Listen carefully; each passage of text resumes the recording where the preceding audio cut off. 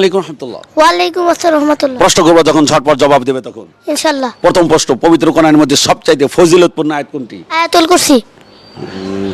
দ্বিতীয় নম্বর প্রশ্ন, পবিত্র কোরআন আল কারিমের এই ফরজ নামাজ আনতে কোন আয়াতটি পাঠ করলে মৃত্যু ছাড়া জান্নাতে যেতে আর কোনো বাধা থাকে না? আয়াতুল কুরসি।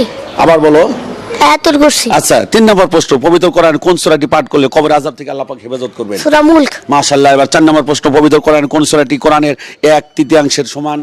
সূরা ইখলাস। এবার প্রশ্ন, পবিত্র কোরআনের কোন সূরার প্রতি ভালোবাসা মানুষকে জান্নাতে নিয়ে যাবে? সূরা ইখলাস। মাশাআল্লাহ। পবিত্র কোরআনের কোন সূরা কোরআন আল কারিমের চতুর্থাংশের সমপরিমাণ?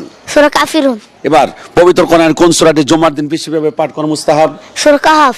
পবিত্র কোরআনের কোন সূরার প্রথম অংশ তেলাওয়াতকারী দাজ্জালের ফিতনা থেকে আল্লাহ পাক হেফাজত করবেন? সূরা কাহাফের 10 আয়াত। এবার তোমার কাছে সর্বশেষ প্রশ্ন, কোরআনের কোন দুটি সূরা জুমার নামাজে তেলাওয়াত করা মুস্তাহাব? সূরা আলা।